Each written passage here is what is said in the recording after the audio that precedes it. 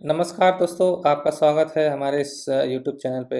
दोस्तों, मैं आज आप लोग के बीच कर्मचारी कल्याण निरीक्षक 35% एलडीसी कोटे का नॉर्थ ईस्टर्न रेलवे का जो पेपर हुआ था उसका मैं क्वेश्चंस आज आप लोग के बीच लेके आया हूँ, जिसे मैं आज सॉल्व करूँगा। चलिए क्वेश्चन नंबर 1 पे हम लोग चलते हैं। Compensation under employees compensation act 1923 shell be paid with in. कर्मचारी मुआवजा अधिनियम 1923 के तहत मुआवजे का भुगतान किया जाएगा। जो भी कर्मचारी रेलवे कंपनसेशन एक्ट के तहत एम्प्लॉय कंपनसेशन एक्ट के तहत शासित होते हैं, यदि वो दुर्घटनाग्रस्त हो जाते हैं तो उन्हें मुआवजा प्रदान किया जाता है, जो कि कर्मचारी को दुर्घटनाग्रस्त होने की तिथि से 1 महीने के अंदर प्रदान किया जाता है। तो यहाँ पे ऑप्शन हम लोग देखेंगे, दुर्घटना की तारीख से 3 महीने, दुर्घटना की तारीख से 1 महीने, दुर्घटना की तारीख से 1 वर्ष, कोई समय सीमा नहीं है। तो यहाँ पे ऑप्शन हमारा हो जाएगा दुर्घटना की तारीख से 1 महीने। नेक्स्ट क्वेश्चन पे चलते हैं। Lay off means, lay off का मतलब क्या होता है, यहाँ पे पूछा गया है। ले ऑफ मतलब होता है एक तरीके का काम नहीं करना, जो कि किसी एम्प्लॉयर, जब कोई एम्प्लॉयर के पास कोयला बिजली या कच्चे माल की कमी हो जाती है, तो वो रोजगार देने में असमर्थ हो जाता है, तो उसे ले ऑफ बोला जाता है। तो इस स्थिति में हमारा failure refusal of inability of an employer to give employment to a workman on account of shortage of coal power of prime material, तो उसे हम लोग ले ऑफ बोलते हैं। नेक्स्ट क्वेश्चन पे चलते हैं हम लोग। Retention of railway quarter in case of death is permissible for month. मृत्यु के मामले में रेलवे क्वार्टर को कितने महीने तक अपने पास रखने की अनुमति होती है? तो जब भी कोई कर्मचारी डेथ कर जाता है, तो वो उसके डिपेंडेंट फैमिली मेंबर क्वार्टर को 24 मंथ तक रिटेन कर सकते हैं। और यदि डेथ एम्प्लॉय के पास जिस स्टेशन पे वो कार्यरत था, उस स्टेशन पे अगर उसका खुद का घर हो, तो उस स्थिति में रेलवे क्वार्टर को 12 महीने तक ही रिटेन कर सकते हैं। नेक्स्ट क्वेश्चन पे चलते हैं। Where an employ has been remove, dismiss, retrench, resigned from service और become unemployed due to closure of the establishment, the wages payable to him shall be paid within working days. जहाँ किसी कर्मचारी को सेवा से हटा दिया जाता है, या बर्खास्त कर दिया जाता है, या छटनी कर दी जाती है, या इस्तीफा दे दिया गया है, या प्रतिष्ठान बंद होने के कारण बेरोजगार हो गया हो, तो उसे देय वेतन का भुगतान कितने कार्य दिवस को भीतर दिया जाता है? तो इस स्थिति में कर्मचारी को 48 घंटे के अंदर 2 वर्किंग दिन के अंदर वेतन का भुगतान कर दिया जाता है। नेक्स्ट क्वेश्चन पर हम लोग चलते हैं। A creamy layer OBC candidate is eligible for post reserve for EWS. Candidates who are not covered under the existing benefit of reservation for SC, ST, OBC non-creamy layer are eligible for EWS reservation। यहाँ पे हम लोग दोस्तों EWS reservation के बारे में पूछा गया कि क्या कोई ओबीसी कैंडिडेट क्रीमी लेयर का जो है, क्या वो EWS रिजर्वेशन के लिए एलिजिबल है? तो यहाँ पे हमारा आंसर हो जाएगा कि वो EWS रिजर्वेशन के लिए एलिजिबल नहीं होता है। यदि कोई कर्मचारी SC, ST, OBC non creamy layer का है, तो वो बेनिफिट, रिजर्वेशन का बेनिफिट नहीं ले रहा हो, तो क्या वो EWS रिजर्वेशन के लिए एलिजिबल है? तो हाँ, वहाँ पे कर्मचारी EWS रिजर्वेशन के लिए एलिजिबल होता है। तो यहाँ पे हमारा ऑप्शन 1 नंबर गलत हो जाएगा और 2 नंबर हमारा सही हो जाएगा, जो कि ऑप्शन बी सही है। Passes entitle for widow is the number of passes entitle to the disease employ. विधवा के लिए हकदार पास मृतक कर्मचारी द्वारा हकदार पासों की संख्या का होता है। जो भी एम्प्लॉय सर्विस में जितने पास ले रहे थे, तो यदि उनकी सेवा के दौरान मृत्यु हो जाती है, तो उनके विडो को कुल कर्मचारी द्वारा लिए जा रहे पास की संख्या का आधा पास उनके विडो आश्रित को प्रदान किया जाता है। तो इस मामले में हमारा यहाँ पे हाफ नंबर ऑफ पासेस हो जाएगा। अब नेक्स्ट क्वेश्चन पे चलते हैं। Standard form of order revocation of suspension order. जब सस्पेंशन का रिवोकेशन किया जाता है, तो उसके लिए एक फॉर्म जारी किया जाता है, उसका नाम है standard form 4 for revocation of suspension. यहाँ पे स्टैंडर्ड फॉर्म 5 आपका मेजर पेनाल्टी के लिए जारी किया जाता है। स्टैंडर्ड फॉर्म 8 आपका प्रेजेंटिंग ऑफिसर के नॉमिनेशन के लिए जारी किया जाता है। स्टैंडर्ड फॉर्म 2 आपका यहाँ पे डीम्ड सस्पेंशन के लिए जारी किया जाता है। नेक्स्ट क्वेश्चन पे चलते हैं हम लोग। When only year of birth is known, which date will be recorded as date of birth is the service book। ये क्वेश्चन बहुत ही अच्छा है। जब कोई कर्मचारी अपना डेट ऑफ बर्थ नहीं जानता है, तो उस स्थिति में जब कर्मचारी अपना जन्म का सिर्फ ईयर उसे मालूम हो, तो उसका महीने का मंथ आपका 1 जुलाई लिया जाता है डेट ऑफ बर्थ। यदि कर्मचारी अपना साल और महीना जान रहा हो परंतु तिथि नहीं जान रहा, तो इस स्थिति में उस महीने का 15 तारीख उसका डेट ऑफ बर्थ मान लिया जाता है। तो इस स्थिति में यहाँ पे जब केवल जन्म वर्ष ही ज्ञात हो तो सेवा पुस्तिका में कौन सी तारीख जन्म तिथि के रूप में दर्ज किया है, तो यहाँ पे 1 जुलाई हो जाएगा आंसर। नेक्स्ट क्वेश्चन पे चलते हैं हम लोग। How many days of summer vacation are available for railway school teacher. Railway school teacher को गर्मियों की छुट्टी प्रदान किया जाता है, जो कि 50 दिन का प्रदान किया जाता है। यहाँ पे आंसर हमारा 50 दिन सही हो जाएगा। Welfare inspectors are medically tested for fitness in class. Welfare inspector की भर्ती आरआरबी द्वारा 15% डायरेक्ट रिक्रूटमेंट कोटा के तहत किया जाता है, जो कि उसका medical fitness certificate C1 category में लिया जाता है। यहाँ पे ऑप्शन हमारा सी सही हो जाएगा। नेक्स्ट क्वेश्चन पे हम लोग चलते हैं। Railway employ wants to change his her name to a new name, what are the procedures to be followed by him her. जब कोई कर्मचारी अपना नाम बदलकर कोई नया नाम स्वीकार करना चाहता है, तो उसे एक डीड फॉर्म नंबर 75 में एग्जीक्यूट करना होता है। फिर उसे गजट ऑफ इंडिया में अपना बदला हुआ नाम प्रकाशित करना होता है। फिर वो अपना एक नाम जो भी फेमस न्यूज़पेपर हो उसमें उसे अपना प्रकाशित करना होता है। Change his name in all his her educational certificate as pre required. यहाँ पे ये कंडीशन लागू नहीं होता है। जब कोई कर्मचारी अपना नाम परिवर्तित करता है तो कोई एक प्री रिक्वायर्ड कंडीशन नहीं है कि अपने एजुकेशनल सर्टिफिकेट में भी नाम वो परिवर्तित करे। तो यहाँ पे ऑप्शन हमारा 1, 2, 3 सही हो जाएगा। यहाँ पे ऑप्शन नंबर हमारा 1, 2, 3 और करेक्ट हो जाएगा बी।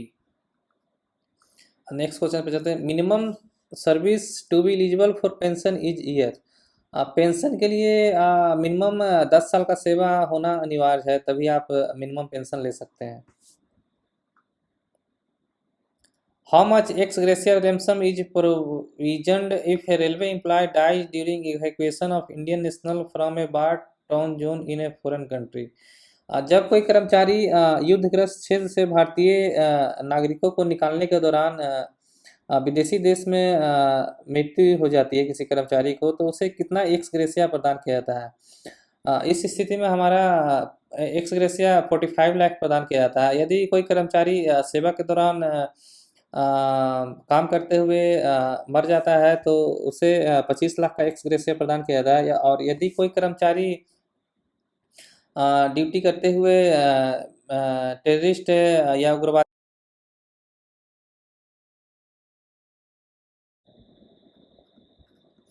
नेक्स्ट क्वेश्चन पे हम लोग चलते हैं। एज पर the factory act after how many years should the factory premises be painted and refurbish. Factory अधिनियम 1948 के तहत 5 सालों के अंतराल पे फैक्ट्री परिसर को पेंट करना और रिफर्बिश करना अनिवार्य होता है, जो कि हमारा यहाँ पे आंसर ऑप्शन नंबर ए सही हो जाएगा। नेक्स्ट क्वेश्चन चलते हैं। Who is the authority to interpret the rules given in IREC IREM। जो भी हमारा इंडियन रेलवे एस्टेब्लिशमेंट कोड या इंडियन रेलवे एस्टेब्लिशमेंट मैनुअल में जो भी रूल्स बनाया गया है उसे इंटरप्रेट करने का प्राधिकार किसे दिया गया है, तो यहाँ पे ऑप्शन हमारा railway board, president of India, secretary railway board, ministry of railway है। इस स्थिति में हमारा जो भी IREC कोड या IREM में रूल्स को इंटरप्रेट करने का पावर दिया गया है वो हमारे प्रेसिडेंट ऑफ इंडिया को दिया गया है। यहाँ पे ऑप्शन हमारा बी सही हो जाएगा। नेक्स्ट क्वेश्चन पे चलते हैं। तो no adolescence shall be employed और permitted to work in any of the occupation और process set forth in the schedule. किसी भी किशोर को अनुसूची में निर्धारित व्यवसायों या प्रक्रियाओं में से किसी भी नियोजित या काम करने की अनुमति नहीं दी जाएगी। फैक्ट्री एक्ट के तहत कोई भी एडोलसेंस को खतरनाक व्यवसाय में काम करने के लिए नहीं लगाया जाता है। तो यहाँ पे ऑप्शन हमारा हजार्डस हो जाएगा। नेक्स्ट क्वेश्चन पे चलते हैं। The period of suspension on the death of suspended employ during disciplinary proceeding shall be treated as. जब किसी कर्मचारी पे आपका रेलवे अनुशासनात्मक कार्रवाई चल रही हो और वो सस्पेंशन के दौरान ही डेथ हो जाता है तो सस्पेंशन पीरियड का क्या माना है, तो उस सस्पेंशन पीरियड को हमारा ड्यूटी ट्रीट किया जाता है, जो कि हमारा ऑप्शन नंबर बी सही हो जाएगा। नेक्स्ट क्वेश्चन चलते हैं हम लोग। Employ joining training institution as faculty members are entitled to allowance. जो भी प्रशिक्षण संस्थाओं में फैकल्टी मेंबर के रूप में कोई कर्मचारी लेक्चर्स देने के लिए आते हैं तो उन्हें टीचिंग अलाउंस भत्ता दिया जाता है। यहाँ पे ऑप्शन हमारा बी सही हो जाएगा, टीचिंग अलाउंस।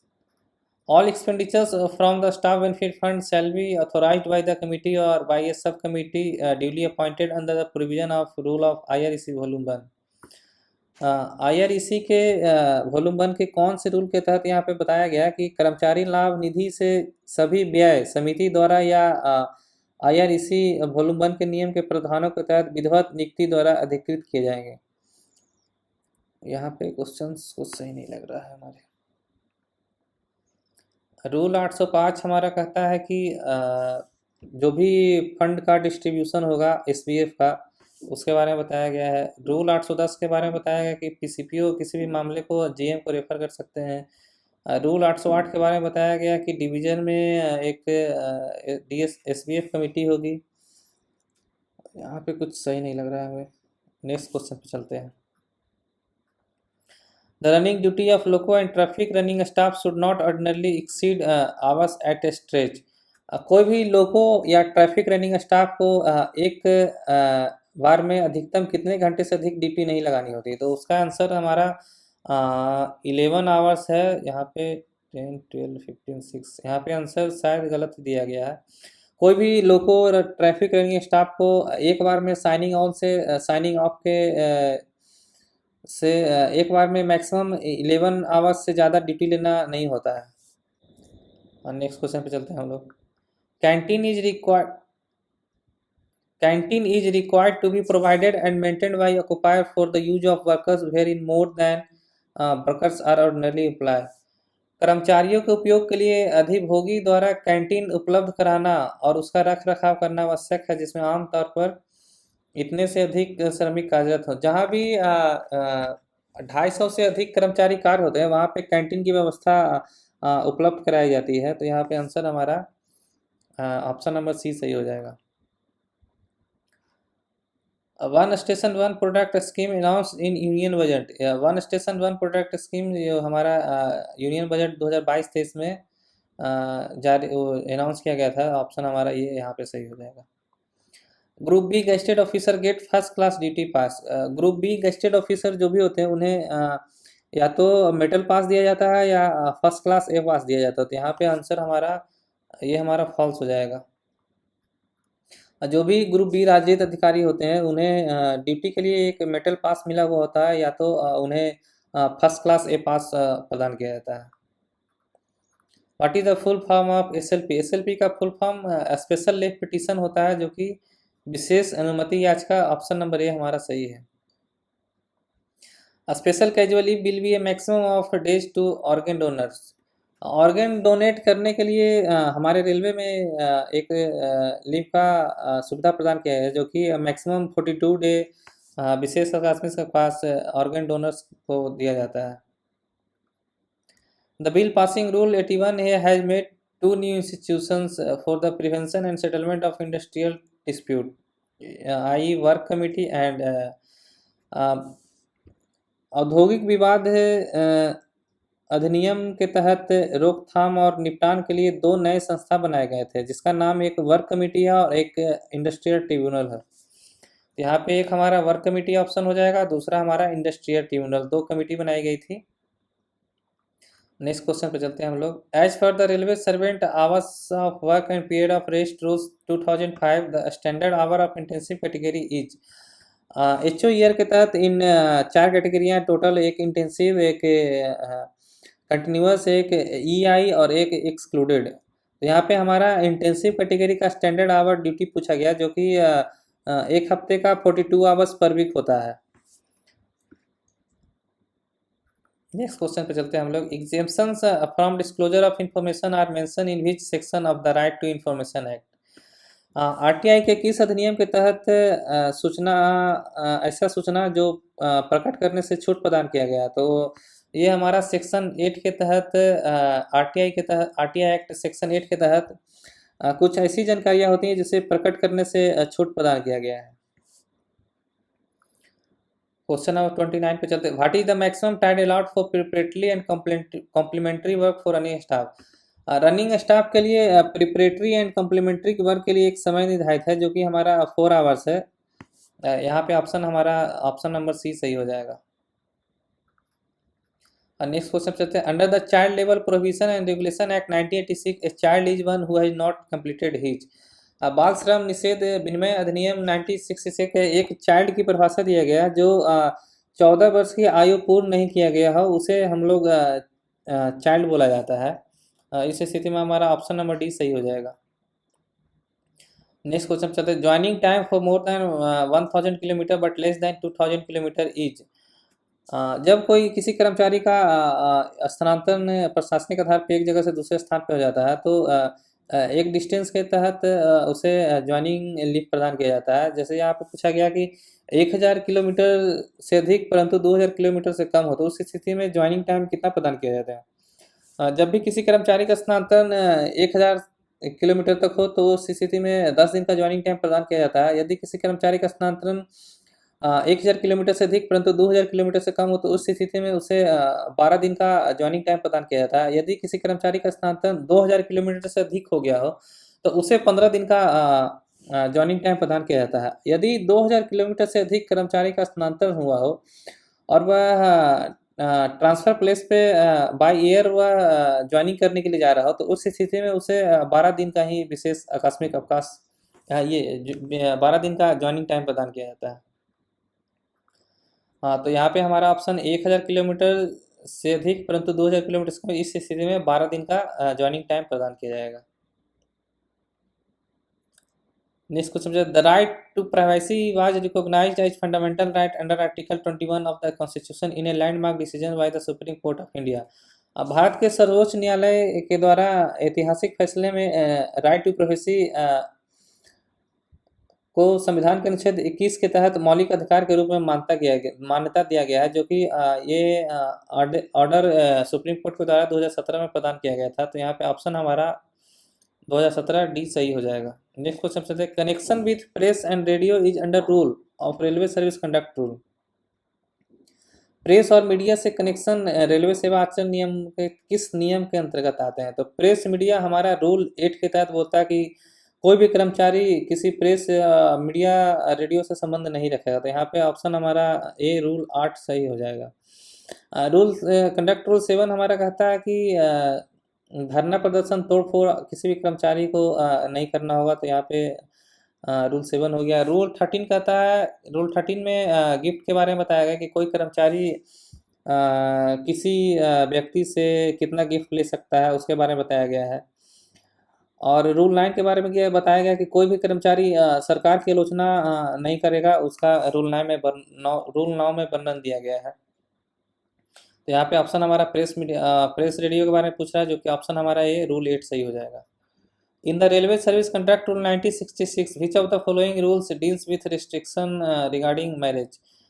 रेलवे सेवा आचरण नियम 1966 में विवाह के संबंध में कुछ रिस्ट्रिक्शंस बताए गए हैं जो कि हमारा रूल 21 उसके बारे में बताता है। रूल 22 हमारा बताता है कि मदिरा पान का सेवन नहीं करना है। और रूल 20 बताता है कि हमारा आप किसी भी हाई ऑफिशियल पे राजनीतिक दबाव आप नहीं डालेंगे अपने काम के लिए। यहाँ पे हमारा रिस्ट्रिक्शंस रिगार्डिंग मैरिज के बारे में पूछा गया तो हमारा रेलवे सर्विस कंडक्ट रूल 21 हमारा यहाँ पे ऑप्शन सही हो जाएगा। Function of SF14 is, SF14 किस लिए जारी किया जाता है। तो यहाँ पे हमारा SF14 जो भी सेवानिवृत्त रेलवे कर्मचारी को आरोप पत्र देना होता है तो राष्ट्रपति के आदेश से उसे जारी किया जाता है। इसका ऑप्शन हमारा B to give chargesheet to retired railway servant हमारा सही हो जाएगा। Which of the following legislation apply to unorganised sector workers in India. असंगठित क्षेत्र के श्रमिक मजदूरों पर कुछ नियम लागू होते हैं जिसमें हमारा minimum wages act child labour provision and regulation act 1986, contract labour regulation and regulation act 1970, ये सारे रूल जितने भी अनऑर्गेनाइज्ड लेबर हैं उस पर हमारा लागू होता है। तो यहाँ पे ऑप्शन हमारा D all of the above सही हो जाएगा। The contribution towards new pension scheme is, जितने भी एनपीएस से शासित कर्मचारी हैं जो 1/1/2004 के बाद अपॉइंट हुए रेल सेवा में, उन्हें एनपीएस में कंट्रीब्यूशन 10% ऑफ पे प्लस डीए एनपीएस में कंट्रीब्यूट किया जाता है, जो कि हमारा ऑप्शन सी सही हो जाएगा।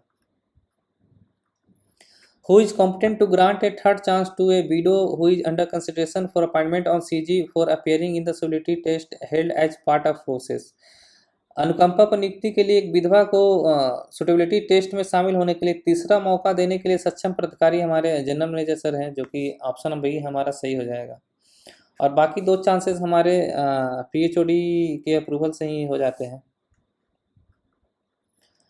The child labour provision and regulation act 1986 is an example of, जो ये बाल श्रम निषेध विनिमय अधिनियम 1986 आया था, वो हमारे चाइल्डों के प्रोटेक्शन के लिए आया था, जो कि हमारा यहाँ पे protective labour legislation option number B हमारा सही हो जाएगा। नेक्स्ट क्वेश्चन पे चलते हैं हम लोग। At any time after completion of years of qualifying service railway servant में रिटायर फ्रॉम सर्विस वॉलंटरीली, कोई भी कर्मचारी जब किसी उसका 20 साल सेवा रेल सेवा में जब पूर्ण हो जाता है तो वह वॉलंटरी रिटायरमेंट लेने के लिए वो एलिजिबल हो जाता है। यहाँ पे ऑप्शन हमारा 20 सही हो जाएगा, 20।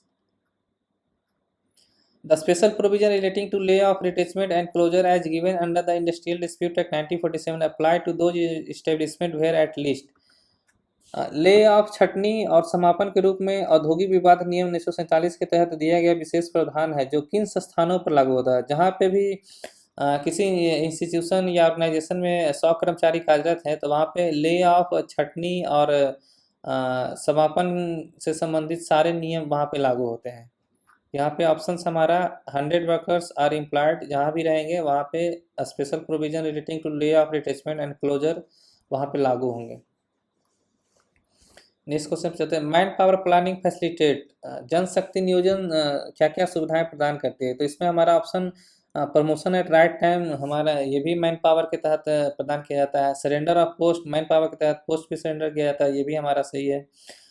रिक्रूटमेंट मैन पावर के तहत आपको यदि मैन पावर एक सीट बढ़ाना है तो उसके लिए आपको रिक्रूटमेंट करना होगा, यहाँ पे हमारा ये भी फैसिलिटेट करता है। तो यहाँ पे ऑप्शन हमारा ऑल ऑफ द अबव सही हो जाएगा। नेक्स्ट क्वेश्चन पे चलते हैं। How many times PNM meetings are to be organised in a year at headquarter level, headquarter level पर पीएनएम का मीटिंग कितना बार किया जाता है। तो हमारा पीएनएम मीटिंग हेडक्वार्टर लेवल में 3 महीने में एक बार किया जाता है, जो कि पूरे साल में 4 महीने होते हैं, 4 बार होते हैं, जो कि हमारा ऑप्शन यहाँ पे ए 4 टाइम्स सही हो जाएगा। और हेडक्वार्टर में हर एक 2 महीने में एक बार करना होता है, तो यहाँ पे यदि हेडक्वार्टर की जगह डिविजनल लेवल पूछा जाता है तो यहाँ पे ऑप्शन हमारा बी सही हो जाता है। नेक्स्ट क्वेश्चन चलते हैं। Railway employ rendered surplus and posted to new station sitting change of residence may be permitted to retain railway accommodation at the previous place of posting for a period of, जब भी कोई कर्मचारी surplus हो जाता है और उसे किसी नए स्टेशन पे पोस्टिंग के लिए किया जाता है तो वह अपने प्रीवियस प्लेस पे रेलवे क्वार्टर को कितने दिन के लिए रिटेन कर सकता है। तो उसका लिए कर्मचारी को 3 साल तक, जब कोई कर्मचारी रेल सेवा में सरप्लस हो जाता है और उसे कहीं अन्य नए स्थान पे पोस्टिंग दिया जाता है तो उस स्थिति में कर्मचारी प्रीवियस प्लेस ऑफ पोस्टिंग पे 3 साल के लिए रेलवे क्वार्टर को रिटेन कर सकता है। यहाँ पे ऑप्शन हमारा सी 3 ईयर्स सही हो जाएगा। नेक्स्ट क्वेश्चन चलते हैं हम लोग। Choose the correct option where no workman shall go on a strike in breach of contract, no employer of any such workman shall declare a lock out duty, जब कोई कामगार अनुबंध के उल्लंघन में हड़ताल पर नहीं जाएगा और ऐसे किसी भी कामगार पर कोई भी नियोक्ता इस दौरान तालाबंदी की घोषणा नहीं करेगा। किस किस नियम के तहत कोई भी हड़ताल पे या कोई नियोक्ता तालाबंदी नहीं करेगा, यहाँ पे पूछा गया है। The pendency of conciliation proceeding before award and 7 days after the conclusion of such proceeding, सुलह कार्रवाई की लंबित अवधि बोर्ड पर चढ़ने से पहले और ऐसी कार्रवाई के समापन के 7 दिन बाद तक कोई भी हड़ताल पर नहीं जाएगा। नेक्स्ट है the pendency of proceeding before labour court tribunal और national tribunal and 2 months after the conclusion of such proceeding. श्रम न्यायालय न्यायाधिकरण या राष्ट्रीय न्यायाधिकरण के समक्ष कार्यवाही की लंबित और ऐसी कार्यवाही के समापन के बाद 2 महीने तक कोई भी हड़ताल पे नहीं जाएगा। सी में हमारा ऑप्शन है during any period in which a settlement और award is in operation in respect of any of the matter covered by the settlement of award. किसी भी अवधि के दौरान जिसमें निपटान या पुरस्कार के अंतर्गत आने वाले किसी भी मामले के संबंध में कोई समझौता या पुरस्कार लागू होता है तो वो हड़ताल पे नहीं जाएगा। यहाँ पे ऑप्शन हमारा तीनों ऑप्शन सही है। इस स्थिति में कोई भी कर्मचारी हड़ताल पे या कोई नियोक्ता तालाबंदी नहीं कर सकता है। तो यहाँ पे ऑप्शन हमारा D all of the above सही हो जाएगा। नेक्स्ट क्वेश्चन चलते हैं which form of is issued for appointment of inquiry officer under DR rule. DR के किस रूल के तहत इंक्वायरी ऑफिसर का नॉमिनेशन होता है। तो यहाँ पे ऑप्शन हमारा स्टैंडर्ड फॉर्म 7 जो कि इंक्वायरी ऑफिसर के नॉमिनेशन के लिए होता है। यहाँ पे ऑप्शन हमारा डी सही हो जाएगा। स्टैंडर्ड फॉर्म 1 हमारा सस्पेंशन के लिए होता है। स्टैंडर्ड फॉर्म 5 हमारा मेजर पेनाल्टी के लिए होता है और स्टैंडर्ड फॉर्म 11 हमारा माइनर पेनाल्टी के लिए होता है। वेयर इज द गति शक्ति विश्वविद्यालय लोकेटेड। गति शक्ति विश्वविद्यालय कहाँ लोकेटेड है। यहाँ पे ऑप्शन हमारा बड़ौदा सही हो जाएगा। पहले जहाँ Nair national academy of Indian railway हुआ करता था वहाँ पे अब हमारा गति शक्ति विश्वविद्यालय स्थित हो गया है, जो कि ऑप्शन नंबर बी बड़ौदा सही है। An employee who was issued with a major penalty charge sheet has submitted a representation by alleging wise against the inquiry officer to which of the following authority his representation shall be put up। जब किसी कर्मचारी पे आरोप पत्र जारी किया जाता है और जांच अधिकारी के खिलाफ पक्षपात का आरोप जब चार्ज ऑफिसर लगाते हुए एक रिप्रेजेंटेशन देता है तो उसका मामला नेक्स्ट जो भी रिविजनरी अथॉरिटी होंगे उससे प्रस्तुत किया जाता है। तो उस स्थिति में हमारा option number C revisionary authority हमारा सही हो जाएगा।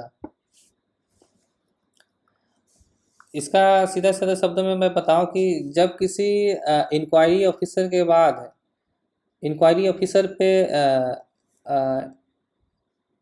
पूर्वाग्रह पक्षपात का जब आरोप लगता है तो उस स्थिति में मामले को रिविजनरी अथॉरिटी के पास पुटअप करना होता है।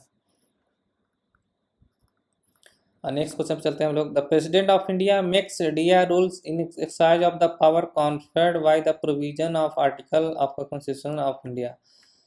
भारत के संविधान के अनुच्छेद कितने के तहत प्रदत्त शक्तियों का प्रयोग करते हुए भारत के राष्ट्रपति डीआर नियम बना। Group D staff with grade pay 1800 level 1 are entitle to which type of quarter. जितने भी ग्रुप डी स्टाफ हैं वो लेवल 1 में कार्यरत होते हैं वो सिर्फ टाइप 1 क्वार्टर के लिए ही एलिजिबल होते हैं। यदि किसी ऑर्गेनाइजेशन या किसी जोन में जब टाइप 2 क्वार्टर खाली हो और टाइप 2 के लिए जो भी एलिजिबल कर्मचारी हैं अब वो क्वार्टर लेने के लिए इच्छुक नहीं हो तो उस स्थिति में टाइप 2 क्वार्टर को group D level 1 grade pay 1800 में कार्यरत कर्मचारी को लेवल क्वार्टर आवंटित किया जा सकता है। नेक्स्ट क्वेश्चन जब who is the secretary of PNM meeting at railway board level. Railway board level पे जब पीएनएम का मीटिंग होता है तो उसके सेक्रेटरी कौन होता है। तो उसके सेक्रेटरी के रूप में डिप्टी डायरेक्टर एस्टेब्लिशमेंट कार्य करते हैं। तो हमारा ऑप्शन सी हमारा यहाँ पे सही हो जाएगा। The maximum the compassionate allowance which shall be granted to an employee who is removed from service। जो भी रेल सर्विस से रिमूव कर दिए जाते हैं तो उन्हें मैक्सिमम एक क्षतिपूर्ति पेंशन प्रदान किया जाता है जो कि मैक्सिमम पेंशन का 2/3 होता है। तो यहाँ पे ऑप्शन हमारा सी 2/3 सही हो जाएगा। नेक्स्ट क्वेश्चन चलते हैं हमारा। The first Vande Bharat express is the in the north east inaugurated by the prime minister in May 2023 connect with of the following two. ये करंट है हमारा, नेक्स्ट पार्ट में देख लेंगे। नेक्स्ट क्वेश्चन जो what is the direct recruitment percentage of public prosecutor level 7। Public prosecutor का जो भी भर्ती लेवल 7 में होता है उसका डायरेक्ट रिक्रूटमेंट परसेंटेज हमारा 100% होता है जो कि ऑप्शन ए हमारा सही हो जाएगा। The service of candidate who are appointed on CG in ministerial cadre but fail to acquire type writing proficiency within the stipulated 2 years from the date of appointing being mandatory may be। जो भी उम्मीदवार ministerial संवर्ग में नियुक्ति होता है तो उनकी नियुक्ति की तारीख से उन्हें 2 साल के अंदर टाइप टेस्ट पास करना अनिवार्य होता है। यदि वो 2 साल के अंदर टाइप टेस्ट पास करने में विफल रहते हैं तो उन्हें नॉन मिनिस्ट्रियल या नॉन कमर्शियल कैडर में शिफ्ट कर दिया जाता है। तो यहाँ पे ऑप्शन हमारा ए सही हो जाएगा। नेक्स्ट क्वेश्चन चलते हैं। International day of yoga is celebrated under the edges of ministry. International yoga day जो सेलिब्रेट किया जाता है वो किस मंत्रालय के तत्वाधान में मनाया जाता है? तो हमारे यहाँ पे आयुष मंत्रालय, ऑप्शन नंबर बी सही हो जाएगा। Computer advance is eligible maximum numbers of time in entire service. Computer advance पूरे रेल सेवा में मैक्सिमम 5 टाइम्स स्वीकृत किया जाता है, जो कि ऑप्शन नंबर हमारा ए 5 सही हो जाएगा। नेक्स्ट क्वेश्चन पे चलते हैं। A skill development program under the ministry of Indian railway and ministry of skill development and entrepreneurship for the unemployed youths of India to impart technical training in various trades to enhance their employability and entrepreneurship free of cost imparted in Railway Training Institute for eligible youths across the country is called as। Railway प्रशिक्षण संस्थानों में railway मंत्रालय और कौशल विकास और उद्यमिता मंत्रालय के तहत भारत के बेरोजगार युवकों को उनकी रोजगार क्षमता और उद्यमिता को बढ़ाने के लिए एक स्कीम लाया गया था जिसे रेल कौशल विकास योजना स्कीम के नाम से जाना गया था। तो यहाँ पे ऑप्शन हमारा सी रेल कौशल विकास योजना सही हो जाएगा। Honorarium eligible to Ayurveda homeopathy consultant engaged by SBF committee on contract basis for 8 hours duration is as follows. SBF के तहत कॉन्ट्रैक्ट के आधार पे आयुर्वेद होम्योपैथी चिकित्सा सलाहकारों को भर्ती किया जाता है, जिसके लिए कुछ ऑनरेरियम प्रदान किया जाता है। तो 8 घंटे के लिए जो भी परामर्शदायी भर्ती किए जाते हैं तो उसके लिए 75,000 की राशि ऑनरेरियम के रूप में प्रदान किया जाता है। और यदि वहाँ पे 4 घंटे के रूप में किसी परामर्शदायी को भर्ती किया जाता है तो वहाँ पे 37,500 रुपया ऑनरेरियम के रूप में उसे प्रदान किया जाता है। यहाँ पे ऑप्शन नंबर हमारा ये 75,000 रुपया सही हो जाएगा। नेक्स्ट क्वेश्चन चलते हैं। How much ex gratia lump sum is provision if railway employee die due to accident in the course of performance of duties. कोई भी रेल कर्मचारी जब वो अपने कर्तव्यों का पालन करते हुए दुर्घटना के कारण मृत्यु हो जाता है तो उससे कितना एक्स ग्रेशिया मिलता है? तो उस स्थिति में हमारा 25 लाख रुपया एक्स ग्रेशिया प्रदान किया जाता है। तो ऑप्शन नंबर बी हमारा सही हो जाएगा। As per MSOP 2018 forwarding of application for posting outside railway on deputation basis for gazetted officer, PHOD, CHOD have full power up to senior scale only. Finance concurrence is not necessary. जो भी gazetted officer deputation पे outside railway में कहीं जाते हैं उनका application forward करना होता है, तो उसके लिए MSOP 2018 के अनुसार सक्षम पदाधिकारी सीनियर स्केल लेवल तक हमारे PHOD CHOD फुल पावर दिया गया उन्हें। और इसमें एप्लीकेशन फॉरवर्ड करने तो कोई भी फाइनेंस कॉन्फ्रेंस का लेना अनिवार्य नहीं है। तो यहाँ पे ऑप्शन नंबर हमारा 1 और 2 दोनों सही हो जाएगा। ऑप्शन नंबर सी हमारा दोनों सही है। नेक्स्ट क्वेश्चन चलते हैं हम लोग। प्रधानमंत्री Awas Yojana urban is implemented by which union ministry. तो हमारा जो भी प्रधानमंत्री आवास योजना लागू किया गया था वो हमारा ministry of housing and urban affairs के द्वारा लागू किया गया था, जो कि हमारा ऑप्शन ए सही हो जाएगा। Maximum how many times partial withdrawal is allowed under NPS. NPS के द्वारा आंशिक निकासी मैक्सिमम कितने बार के लिए अलाउड किया गया है, जो कि हमारा मैक्सिमम 3 टाइम्स आप 5 साल के गैप पे विड्रॉल कर सकते हैं। How much fixed medical allowance a railway pensioner is entitled to if she resides 5 kilometre distance from railway health unit. जो भी रेलवे पेंशन भोगी फिक्स मेडिकल अलाउंस के लिए हकदार होते हैं, यदि वो रेलवे हेल्थ यूनिट से 2.5 किलोमीटर के डिस्टेंस से अधिक यदि वो रहते हैं तो उन्हें 1,000 रुपया पर मंथ के हिसाब से फिक्स्ड मेडिकल अलाउंस प्रदान किया जाता है। तो यहाँ पे ऑप्शन हमारा ए डेस 1,000 पर मंथ फिक्स्ड मेडिकल एफएमए प्रदान किया जाता है। Choose the correct option which reflect the pay elements to be consider for calculating gratuity. जब किसी कर्मचारी को सेवानिवृत्ति के समय या डेथ होने के समय रेलवे ग्रेच्युटी प्रदान किया जाता है तो उसमें क्या क्या एलिमेंट लिया जाता है। तो रेलवे ग्रेच्युटी प्रदान करते समय कर्मचारी का बेसिक पे प्लस डीए और क्वालिफाइंग सर्विस को काउंट किया जाता है। जैसे किसी कर्मचारी का बेसिक पे 60,000 है तो 60,000 गुने प्लस डीए उस समय जितना परसेंट हो, मान लीजिए 10% डीए हो तो 60,000 प्लस 10% तो उसका 66,000 हो गया। इनटू क्वालिफाइंग सर्विस जितना भी हो उससे काउंट गुना कर देंगे तो हमारा ग्रेच्युटी प्राप्त हो जाएगा। तो इस स्थिति में हमारा बेसिक पे डीए और क्वालिफाइंग सर्विस काउंट किया जाता है। Conversion of one kind of leave into another shall be considered if received with in how many days. जो भी जब कोई कर्मचारी एक लीव से दूसरे लीव में परिवर्तित करना चाहता है तो उसके लिए एक टाइम बाउंड दिया गया कि इतने समय के अंदर आप एक लीव को दूसरे लीव में परिवर्तित कर सकते हैं। तो उसके लिए हमारा ऑप्शन विद इन 30 डे यहाँ पे हमारा ऑप्शन सही हो जाएगा, जो कि कोई भी लीव को जैसे आपने एलएपी लिया तो उसे आपने एलएचएपी में परिवर्तित करना चाहते हैं तो 1 महीने के दायरे के अंदर में ही आप उसके लिए करने के लिए एलिजिबल है। 1 महीने के बाद आप उसे कन्वर्जन करने के लिए एलिजिबल नहीं हो पाएंगे। Scout activities on the Indian railway related master circular. Scout activity के लिए मास्टर सर्कुलर एक है जो कि हमारा इस चैनल का पहला वीडियो जो कि स्कॉट एक्टिविटी पे ही निर्धारित था। तो हमारा यहाँ पे स्कॉट एक्टिविटी के लिए मास्टर सर्कुलर 1 हमारा सही हो जाएगा। मास्टर सर्कुलर 2 जो कि रेलों पे जो भी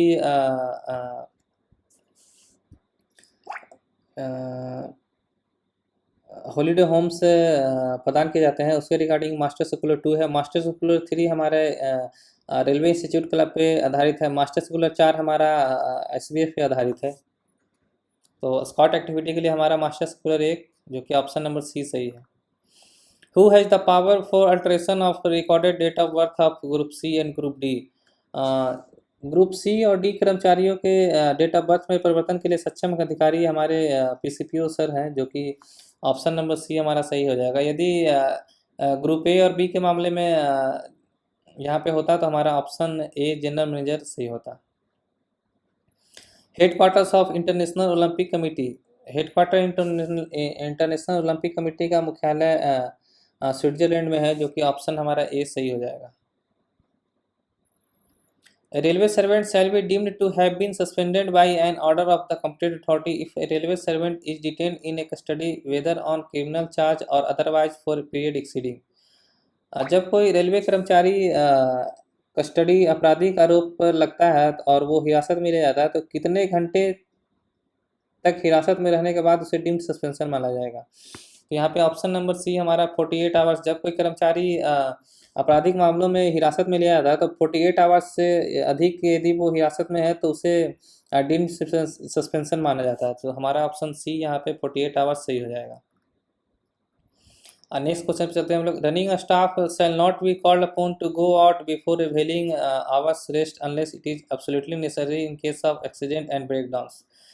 रनिंग स्टाफ को घंटे का आराम लेने से पहले बाहर जाने के लिए नहीं कहा जाएगा जब तक कि दुर्घटना और ब्रेकडाउन के मामले में यह बिल्कुल आवश्यक न हो। जब कोई रनिंग कर्मचारी कहीं ड्यूटी से आया हो तो कितने घंटे के बाद उसे फिर से ड्यूटी पे नहीं लगाना होता। उसका एक मिनिमम टाइम 6 घंटा निर्धारित है। यदि कोई कर्मचारी ड्यूटी करके रनिंग स्टाफ कहीं से आता है तो उसे 6 महीने का आराम 6 घंटे का आराम के बाद ही उसे ड्यूटी पे बुलाया जा सकता है। जबकि यदि ब्रेकडाउन और एक्सीडेंट के मामले में कर्मचारी को तुरंत बुलाया जा सकता है, परंतु किसी अन्य मामले में 6 घंटे के रेस्ट के बाद ही उसे ड्यूटी पे बुलाया जाएगा। नेक्स्ट क्वेश्चन चलते हैं, pass for transporting his personal effects on transfer from one station to other station. एक पर्सनल इफेक्ट अपने व्यक्तिगत सामान को एक स्थान से एक स्टेशन से दूसरे स्टेशन पर स्थानांतरण पर किस प्रकार का पास प्रदान किया जाता है, तो उसके लिए किट पास प्रदान किया जाता है। तो ऑप्शन हमारा बी यहाँ पे किट सही हो जाएगा। नेक्स्ट क्वेश्चन चलते हैं, entertainment of semi private ward under revised entertainment of hospital ward for railway medical beneficiary in railway empanelled hospital. Railway पैनलबद्ध अस्पताल में रेलवे चिकित्सालय लाभार्थियों के लिए अस्पताल वार्डों की संशोधित पात्रता के तहत अर्ध निजी वार्ड की पात्रता। यहाँ पे हमारा अर्ध निजी मतलब सेमी प्राइवेट वार्ड के बारे में बताया, तो हमारा 36,500 तक हमारा जनरल वार्ड के अंतर्गत आता है, 36,501 से 50,500 तक हमारा सेमी प्राइवेट वार्ड आता है, और एवं 50,500 से ऊपर हमारा प्राइवेट वार्ड आता है। तो यहाँ पे सेमी प्राइवेट के बारे में पूछा गया, तो हमारा ऑप्शन नंबर बी 36,501 से लेके 50,500 तक semi private ward. Next question जाते हैं, dual charge allowance will be admissible only if the additional charge is held for a period exceeding days. जब भी कोई ऑफिसर को डुअल चार्ज अलाउंस दिया जाता है, तो उसे मैक्सिमम कितना दिन तक डुअल चार्ज पोस्ट धारित करने पे डुअल चार्ज अलाउंस प्रदान किया, तो उसके लिए 45 डेज से अधिक यदि कोई कर्मचारी डुअल चार्ज पोस्ट पे काम करता है तो उसे डुअल चार्ज अलाउंस प्रदान किया जाता है। ऑप्शन हमारा सी यहाँ पे 45 डेज सही हो जाएगा। Minimum qualifying service for payment of retirement gratuity is years. कोई भी कर्मचारी रिटायरमेंट ग्रेच्युटी के लिए एक न्यूनतम अर्हक सेवा 5 साल होना अनिवार्य है, तभी वह रिटायरमेंट ग्रेच्युटी के लिए एलिजिबल हो पाता है। तो minimum qualifying service retirement gratuity के लिए 5 साल का सर्विस होना अनिवार्य है। Retention of railway accommodation on medical grounds beyond the permissible period as a special case require the approval of. जब भी चिकित्सा आधार पर रेलवे आवास को बनाए रखने के लिए एक अनुमेय अवधि से परे यदि आवश्यकता हो तो उसके लिए रेलवे बोर्ड का अप्रूवल होना अनिवार्य है। यहाँ पे ऑप्शन नंबर बी हमारा रेलवे बोर्ड सही हो जाएगा। Which Indian institution is working on the development of a secure signaling system for the Indian Railway by using blockchain technology? ये हमारा IIT खड़गपुर है जो एक सिक्योर सिग्नलिंग सिस्टम डेवलप कर रहा है यूजिंग ब्लॉकचेन टेक्नोलॉजी के आधार पे। Under which rule of railway service conduct rule 1966 dowry is prohibited. Railway service conduct rule 1966 के तहत 1966 के रूल 13A के तहत डाउरी पूर्णतः मनाही है। यहाँ पे रूल 11 हमारा सूचना का संप्रेषण के बारे में बताता है, रूल 12 हमारा सब्सक्रिप्शन के बारे में बताता है, रूल 14 हमारा रेलवे कर्मचारी के सम्मान में शामिल होने के बारे में बताता है। नेक्स्ट क्वेश्चन चाहते हैं, while assessing the workload of staff the period of inaction less than 5 minutes shall be nude. हमारा इसेंशियल इंटरमिटेंट कैटेगरी के तहत जो भी 5 मिनट से कम के अवधि को निष्क्रियता की अवधि में नज़रअंदाज कर दिया जाता है।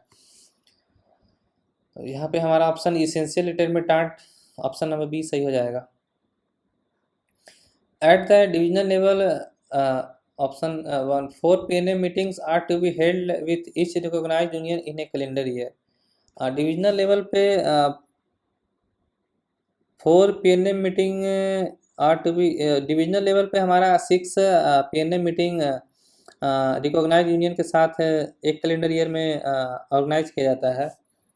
और ऑप्शन नंबर 2 हमारा देयर में भी maximum of 30 items in the fresh agenda of each PNM meeting. जो भी PNM मीटिंग होते हैं उसमें मैक्सिमम 30 मुद्दे शामिल किए जाते हैं, जो कि हमारा बी ऑप्शन नंबर सही है। ऑप्शन नंबर ए हमारा यहाँ पे गलत हो जाएगा।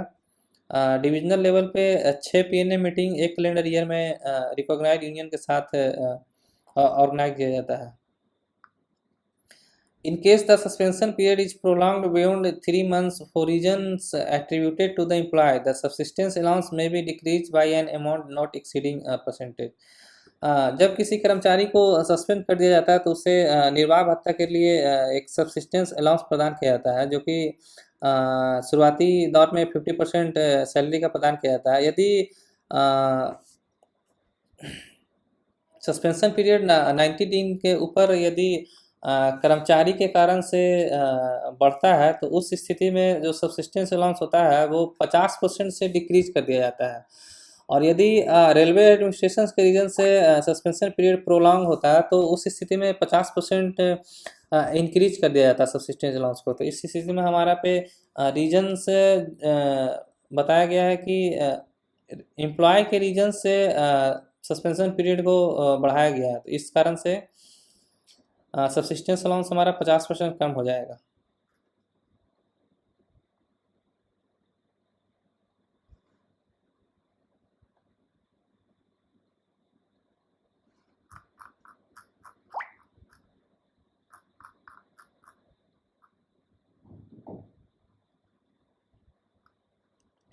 नेक्स्ट क्वेश्चन चलते हैं। The amount of monthly subscription to PF non contributive is equal to of monthly emoluments of the subscription subscribing employee. PF गैर अंशदायी की मासिक सदस्यता की सदस्यता लेने वाले कर्मचारियों को मासिक परिलब्धि के 1/12 या 8.33% जो भी इक्वल हो, तो वो सब्सक्रिप्शन कर्मचारियों से लिया जाता है। यहाँ पे ऑप्शन नंबर हमारा बी 1/12 सही हो जाएगा। Reservation for PW D called reservation. जो भी पीडब्ल्यू डी रिजर्वेशन होते हैं वो पूर्णतः हॉरिजेंटल रिजर्वेशन होते हैं। तो यहाँ पे ऑप्शन हमारा सी सही हो जाएगा। As per H 2005 full nights means, जो भी फुल नाइट का मतलब होता है रात्रि के 10 बजे से लेकर सुबह के 6 बजे तक फुल नाइट के परिभाषा है हमारा यहाँ पे। तो जो कि option number C 10 PM to 6 AM सही हो जाएगा। नेक्स्ट क्वेश्चन चलते हैं। The officer designated by the public authority in all administrative units और office under it to provide information to the citizens requesting for information under the act is known as.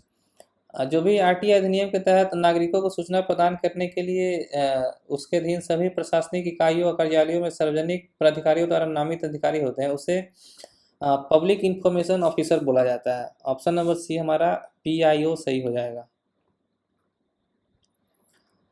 Who has been recognized as the Election Commission of India National Icon for Voters Awareness and Education? ये हमारा current question है। Who is authorized to grant the citizenship of India to an applicant? किसी भी आवेदक को भारत की नागरिकता प्रदान करने के लिए सक्षम अधिकारी हमारा गृह मंत्रालय होते हैं, जो कि option number see the ministry of home affairs हमारा सी सही हो जाएगा। नागरिकता प्रदान करने के लिए सक्षम अथॉरिटी गृह मंत्रालय होता है। If the interest of a third party are involved in information sought for, the maximum time limit to get the information will be।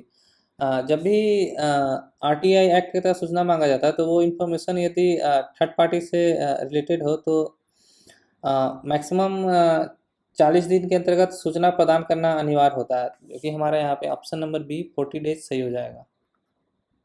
और नॉर्मल केस में 30 दिन के अंदर सूचना को प्रदान किया जाता है। Next question. No appeal under D&AR shall be entertain unless preferred within days. कोई भी डिसिप्लिन अपील रूल के तहत अपील करना होता है, तो वो मैक्सिमम 45 डेज के अंदर ही अपील करना होता है। उसके परे यदि आप अपील करेंगे तो उस पर एंटरटेन नहीं किया जाता है। तो ऑप्शन नंबर सी हमारा 45 डेज सही हो जाएगा। If the disciplinary authority of the charge official is also involved in the same case, then who should be nominated to officiate as disciplinary authority? यदि आरोपित अधिकारी का अनुशासनात्मक प्राधिकारी भी उसी मामले में शामिल हो, तो डिसिप्लिनरी अथॉरिटी के रूप में काम करने के लिए जो भी ऑफिसर नॉमिनेट होंगे वो उस केस में संलिप्त ऑफिसर्स नहीं हो सकते हैं। जब भी ऑफिसर डिसिप्लिन अथॉरिटी के लिए नॉमिनेट होगा, वो जो भी ऑफिसर नेक्स्ट हायर हियरार्ची में होगा उसे ही डिसिप्लिन अथॉरिटी के रूप में नॉमिनेट किया जाता है। तो यहाँ पे ऑप्शन नंबर सी हमारा सही हो जाएगा।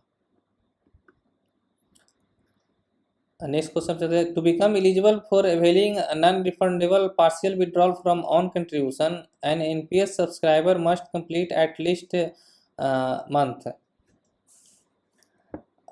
स्वयं जब कोई कर्मचारी अपने खुद के एनपीएस अकाउंट से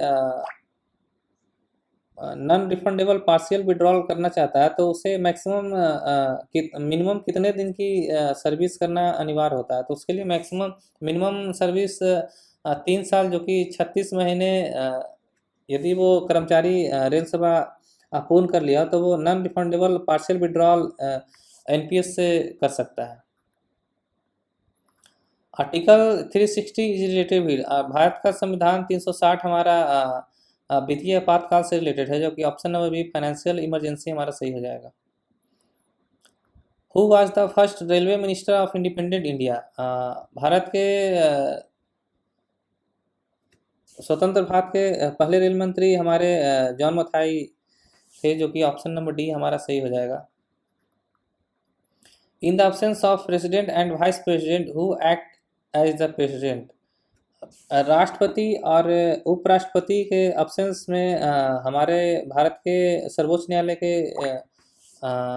जो भी चीफ जस्टिस होंगे वो हमारे प्रेसिडेंट के रूप में या वाइस प्रेसिडेंट के रूप में एक्ट कर सकते हैं। राष्ट्रपति और उपराष्ट्रपति की अनुपस्थिति में राष्ट्रपति के रूप में भारत के मुख्य न्यायाधीश कार्य करते हैं। इन IREC SVF matter is available at, Indian railway establishment code volume 1 के चैप्टर 8 में स्टाफ बेनिफिट फंड के बारे में बताया गया है, जो कि हमारा option number D staff chapter 8 सही हो जाएगा। Indian railway recently operated the first trial train from Sangaldan to Reasi crossing the world highest rail bridge on which river, भारतीय रेलवे ने हाल ही में किस नदी पर बने दुनिया की सबसे ऊंची रेल पुल को पार करते हुए संगलदान रियासी तक पहली ट्रायल ट्रेन चलाई, जो कि हमारा अभी वर्तमान में चिनाब नदी के ऊपर जो भी ब्रिज बना है वो भारत का सबसे ऊंचा पुल बना हुआ है। Oak grove school is located in which state, oak grove school हमारा झारी पानी उत्तराखंड में स्थित है, जो कि ऑप्शन नंबर सी हमारा सही हो जाएगा। Which of the following organisation and Renmac signed a memorandum of understanding to develop a make in India value chain of the Indian railway, ये हमारा करंट क्वेश्चन है। If a railway servant covered under NPS dies in harness his her spouse shall invest minimum for annuity in IRDA regulated life insurer, यदि NPS के अंतर्गत आने वाले कोई rail कर्मचारी की मृत्यु हो जाती है तो उसके पति या पत्नी को बीमा के रूप में मिनिमम कितना राशि निवेश करना होता है। तो यदि कोई कर्मचारी एनपीएस के द्वारा शासित है और यदि उसकी मृत्यु रेल सेवा के दौरान हो जाता है तो उसका एनपीएस कंट्रीब्यूशन का 80% का राशि लाइफ इंश्योर के रूप में इन्वेस्ट कर दिया जाता है। यहाँ पे ऑप्शन नंबर हमारा D 80% of the corpus at the time of death हमारा इन्वेस्ट करना अनिवार्य है।